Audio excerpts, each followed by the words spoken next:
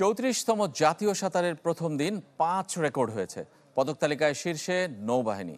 ক্রীড়া পরিষদের নির্বাহী পরিচালক উদ্বোধন করতে এসে প্রথম জেনেছেন জাতীয় সুইমিং কমপ্লেক্সে ইলেকট্রনিক স্কোরবোর্ড নিয়ে দুর্নীতির খবর। আশ্বাস দিয়েছেন পদক্ষেপ নেবার। ঢালাইয়ের সেরা প্রিমিয়ার সিমেন্ট।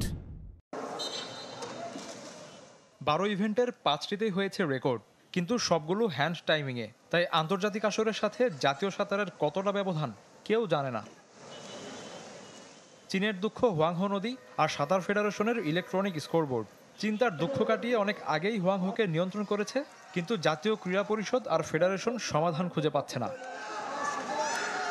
এনএসসির নতুন নির্বাহী পরিচালক জানতেনই না 5 বছর ধরে নষ্ট কয়েক কোটি টাকার ইলেকট্রনিক প্রাইমার নতুন সংযোজনের পর কখনো চালুই হয়নি।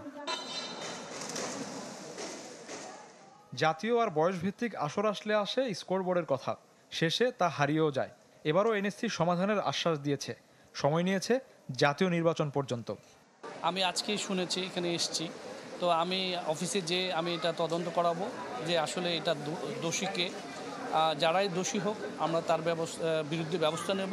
আমরা চেষ্টা করব ইনশাল্লাহ আগামী বছরের ইলেকশনের পরে আমরা এখানে ওনাদের এই স্কোরবোর্ড সহ যেসব কাজ আছে সেগুলি আমরা কিভাবে সলিউশন করতে পারি।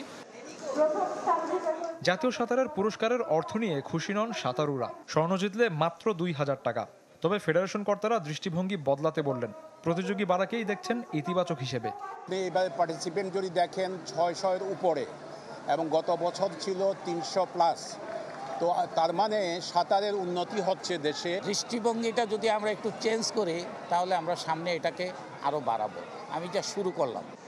মিশরীয় কোচের অধীনে চলছিল 3 গেমসের জন্য জাতীয় দলের ক্যাম্প।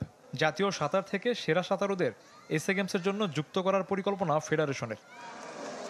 শফিউদ্দিন শাওন, চ্যানেল 24, ঢাকা।